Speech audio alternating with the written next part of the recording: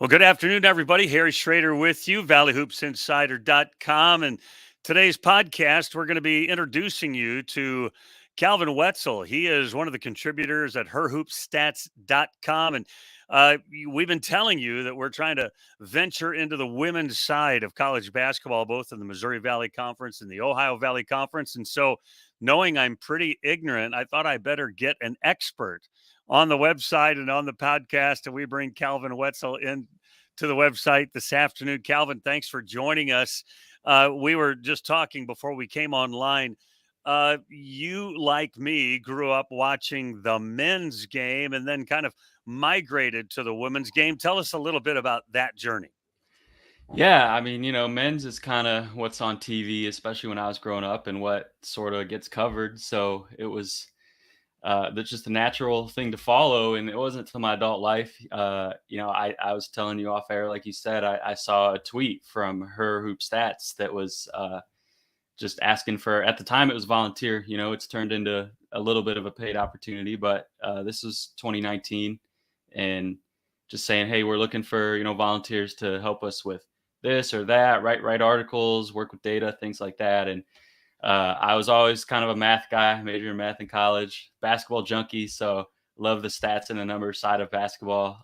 So I thought, like, why am I not following the women's game? Like, I love basketball, but there's this whole half of basketball that I'm not following. And if I love the numbers, this seems like a great opportunity to get into it. So reached out, joined the team, Her Hoop Stats, been, working with them ever since, and really started following the women's game to the point where I follow the women's game more than the men's game at this point. I love it. It's such a good product. And I've gotten involved with a lot of other, outlets since then, other than Her Hoop Stats, but it's been really fun. We watched this last women's NCAA Final Four and NCAA tournament. They were breaking records for attendance, records for viewership on television. It's obviously an area of great growth. And of course, the controversy in the championship game, just heightened it up a little bit as well. So good controversy helps everything grow along. Tell us a little bit about herhoopstats.com. I ventured over there. I had some people tell me, you got to go check out this website and get a hold of Calvin, people that are connected to the women's game, particularly in the Missouri Valley Conference. And they were telling me about you. So I went there and just mountains of opportunities to hash through stats from the WNBA and women's college basketball. Tell us more about it. Yeah, it started. Shout out to Aaron Barzilai, who founded it in 2017. There was an assistant coach at, I believe it was Tennessee at the time, who reached out to him and said, hey, I'm looking for these certain numbers in the women's game. Do you know where I can find them? And Aaron worked, I believe, in the NBA at that time in the analytics department, and he looked around and he said, no, I can't find them. So that seems like a problem. I'm going to create a site where those exist. So he started Her Hoop Stats. And for people on the men's side, if you're familiar with Ken Pomeroy's website, it's sort of along that vein is how Her Hoop Stats started. And it's grown exponentially since then to, so it's almost to the point where we should probably change the name because it's so much more than stats. But it is obviously a lot of stats. But articles, social media, podcast, videos, just kind of a whole coverage platform is what it's turned into. But it does have the stats, more so than Ken Pom. It also covers, like you said, WNBA, so college and pro level, have things like salary cap charts for the WNBA, all sorts of different data on there, anything you're looking for. So it's a really great resource. And especially, I think it's a great resource for anyone who's trying to follow the women's game, but especially if you're sort of into that nerd side, like I said, I am. It's a fantastic website. I'm not really an NBA guy nor a WNBA guy because I don't know. I'm just a college hoops guy. That's just who I am. But it was fascinating to me to dig into just a little bit of it. There's a free part of the website. There's another part you can pay money and go deeper. But even the free part, there were so many ways I could hit different buttons and find different pieces of information. It's pretty intriguing. Yeah, I've like been part of the website growing and worked with it for several years now, and I still find new things all the time when I'm poking around, and there are things that I haven't even used or things that are in some corner of the website that I haven't discovered before. So you could get lost in there forever. I think I told you before we came on. There's a function where you can say, okay, who was the best team over the last X amount of years in the Missouri Valley Conference or whatever it was, and I hit that button, and all of a sudden it cranks out, and I had to pay more money if I wanted to see more of the teams, but there were the top five, and it was a team from this year and that year. I mean, it was. I thought, wow, this I could get lost here because I could just go digging everywhere to find out more information, and I love that kind of site that you can kind of, I don't know, manufacture your own quest in terms of the information you need.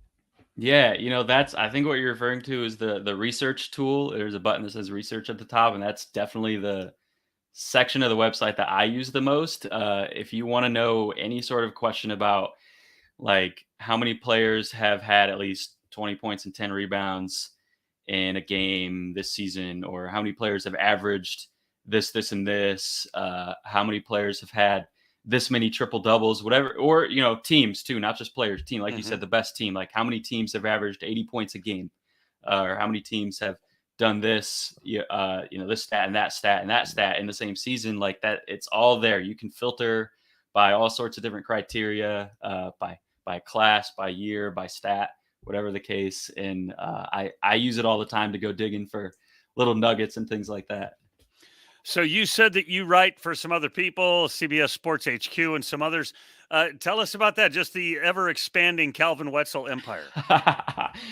Oh man, I haven't heard it called that before. Yeah, the first couple years I was just with HerHoopStats, and I was loving it. And at some point, I guess I don't know if my name got out there enough or what, but I had people start reaching out from other outlets, saying, "Hey, do you want to write articles for us? Do you want to come on podcasts, things like that?" And so now we're in the middle of WNBA season. So a lot of what I've been doing is focused on the WNBA, like for CBS Sports HQ, doing some WNBA segments for them. And I did some stuff for 538, just women's sports. So different places like that. Sometimes with HerHoopStats, one thing we do is send little nuggets, like I was talking about the stat nuggets from the research tool, for a game. If there's a national TV game in college or the WNBA on ESPN networks, ESPN, ESPN2, ABC, sometimes we'll send them some stats. So if you hear them say, you're watching the game on ESPN and they say like Caitlin Clark's the only player ever who's averaged 25 points and 8 rebounds and 8 assists or something. I just made those numbers up, but that may have come from us. So not necessarily me. Sometimes it's me, sometimes it's someone else, but it's just a lot of opportunities have popped up with different outlets, and I didn't really know it was ever going to get to this point, but I love it. It's so fun.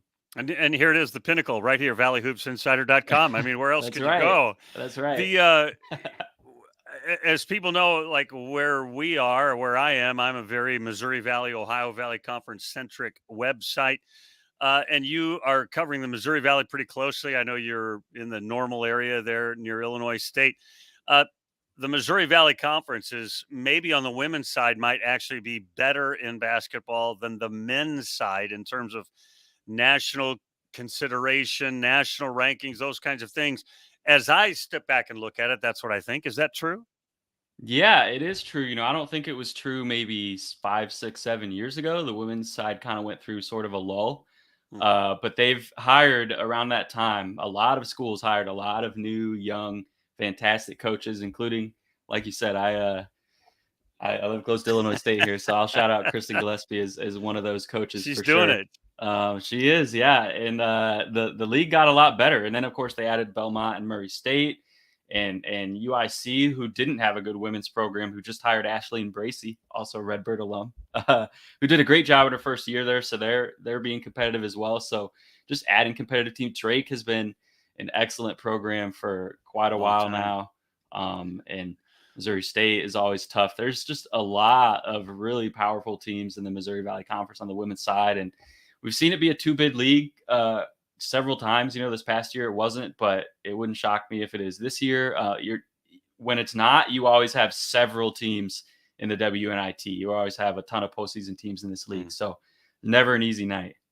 Paige Robinson gets drafted by the WNBA, and Destiny Wells was terrific at Belmont. There's some outstanding individual players. You mentioned the coaching upgrade, I think, right across the league. has taken place the last several years. But with that, you see an increase, of depth of talent and high end talent in the league as well.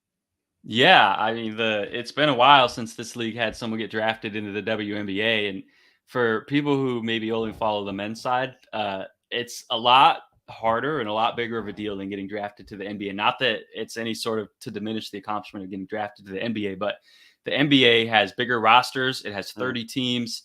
WNBA has limited rosters, 12 teams. So the number of players in the WNBA is essentially the same as the number of starters in the NBA. So you're really talking about if you get drafted into the WNBA, that's the level of being an NBA starting caliber player, which is really impressive. And for the league to get to that point, obviously Illinois State to get to that point to have a player drafted is really cool. And it could happen again. I mean, Destiny Wells transferred to Tennessee, like you said, so won't get drafted out of the Missouri Valley, but as an SEC player, I think she has a shot to get drafted as well. There's just talent all across this league, up and down, everywhere you look. On the men's side, we see this, what I call the portal pandemic. I mean, players just flooding everywhere. Has it hit the women's game similarly, just as deeply, or give us kind of a read in that regard? It has, yeah. The women's side, there's over 1,000 players in the portal, or there were at one time this offseason at least. And you see it in the Missouri Valley. Like I said, Destiny Wells went to Tennessee. Madison Bartley from Belmont went to Baylor. A lot of schools have brought in some transfers as well. Missouri State, Beth Cunningham, who I know you had on this podcast from Missouri State, brought in a couple transfers for them last year that really played well. So it's an ever evolving landscape on both sides, the men's and women's. And I think you see that has sort of helped propel that turnaround too that we talked about on the women's side from, where the whole league was maybe 6 years ago to where it is now, is just that some of these new coaches have been able to build programs a little bit faster by bringing in some impact transfers. With Illinois State, you saw Juju Redmond, Deanna Wilson, JUCO transfers even, who have come in and been stars, been first team all Missouri Valley players. So they're having a big impact. When I look at the Missouri Valley Conference and the footprint of the Missouri Valley Conference, I think there's a lot of good high school talented players in this Midwest region. And I hearken way back to 2001 when Jackie Stiles was tearing it up at then Southwest Missouri State and playing against, they had the Final Four was here in St. Louis, and Notre Dame was here with St. Louis and Neil Ivey. And of course, her son has gone on to be an outstanding college and probably a pro player. But am I right that the talent base here in the heartland is solid as well? It is. And where it's really solid, especially is in Iowa. I think Iowa girls and women's basketball in particular, if you want to look for maybe a difference, I don't know how high school men's basketball is in Iowa. I don't follow that, but in the girls and women's side in Iowa, the state of Iowa is so good for so long, going back to the 6-on-6 days. You can look that up if you don't know what I'm talking about. 3 on each end. Yeah. Exactly. Team, exactly. Yeah. And it was sort of a sexist concept, but it actually worked out for the state of Iowa to be really big on women's hoops. And if you look at like the attendance numbers every year, you're looking at UConn and South Carolina, and then you're looking at like Iowa and Iowa State, like the top in the country in attendance on the women's side. And even like Drake and UNI, when we're talking about the Valley, like those games are always so good every year between them. And when either of those teams plays Iowa or Iowa State, they always give them a run for their money. And a lot of that talent is homegrown, comes from the state of Iowa. That some of those Iowa kids come to other schools too. I know Illinois State, Kristen Gillespie always gets some Iowa kids. Right now she has Caroline Waite, who is another transfer we talked about from Bradley. Mary Crompton came from Iowa, set the 3-point record here and second in the conference all time. So much talent out of Iowa. And anytime any of those two Iowa schools are playing each other, it's appointment television for me. So tell me this, Calvin, you're there in the Normal area. Do you get out? I mean, obviously you can go to Redbird Arena, or they don't call it that anymore, but whatever Redbird Arena is called now. Do you get out and get to some of those games in other places? I do, yeah. I try to go to as many road games as I can for Illinois State. Last year, I got to go to Vegas. They had a Thanksgiving tournament out there, and so made a trip of it. That was really fun. They played at UNLV. try to go to, most of the Valley road games as well, and maybe a few other non-conference ones. Usually they have some close ones. St. Louis and Purdue last year in the non-conference, was able to go to those. So yeah, I love traveling around and watching the team.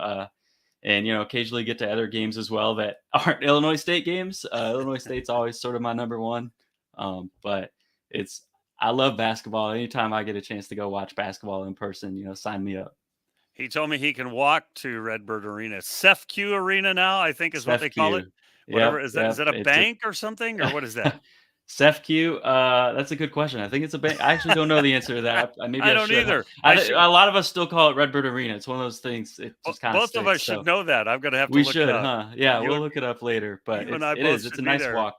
It's a nice walk. So if people wanted to say, if they're watching this and they go, man, I really want to follow this guy.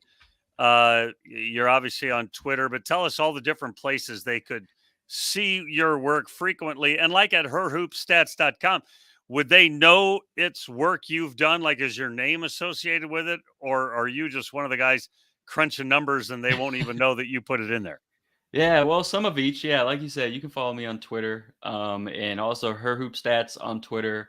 It's just at HerHoopStats. Follow them, and there's some of each of those. Like some of the stat stuff that we do, like I said with ESPN, is sort of more behind the scenes. Like I don't think you're going to hear ESPN announcers say this.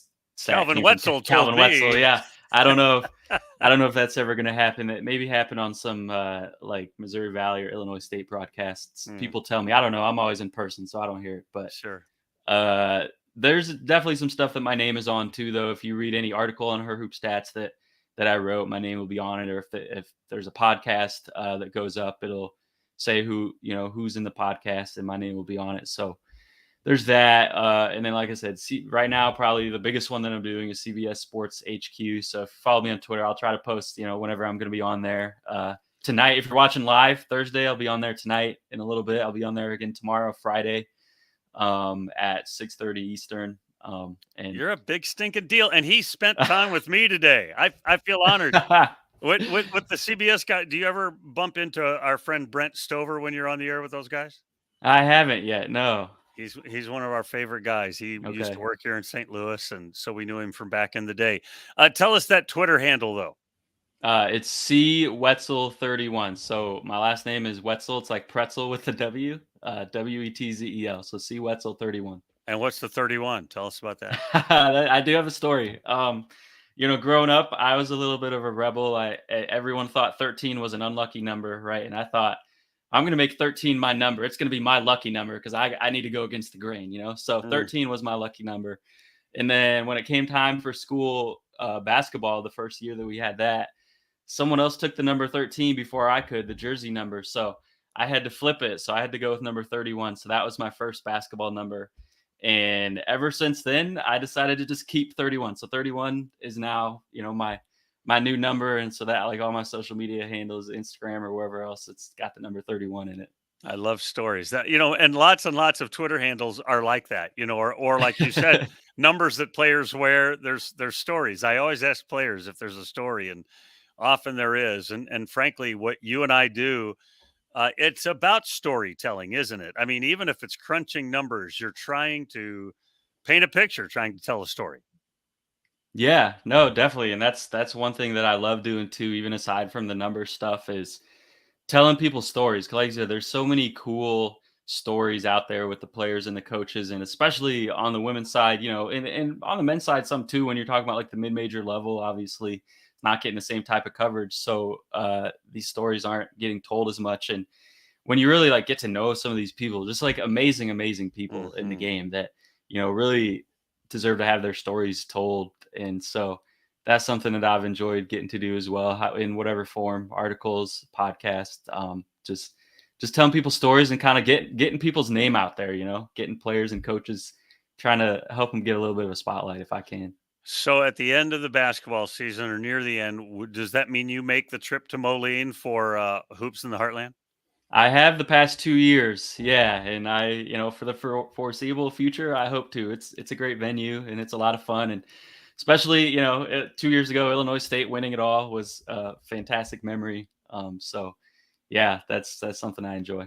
So what we've learned is he's not unbiased. He's probably No. unbiased in his writing, but not in his heart. No, I'm not, I know there are times when you have to be unbiased, and I can sort of flip that switch outwardly when I need to in terms of media, but no, inside everybody knows who I'm rooting for. It's Illinois State all the way, and I don't mind if I bend the rules a little bit to be a little bit unbiased because I love this team and I love all these people here. Spectacular. Calvin, really appreciate your time today. You can find his work at HerHoopStats.com, also CBS Sports HQ and other places. You'll find him on Twitter, CWetzel31. You want to follow this young man, and if you want to know anything about college or pro basketball, women's basketball, follow Calvin. Really appreciate your time today, my friend. Yeah, thanks for having me on, Harry. It's been great. That's Calvin Wetzel. I'm Harry Schroeder. You're watching the podcast for ValleyHoopsInsider.com. Remember, since you've been there, make it a better place. We'll see you again real soon.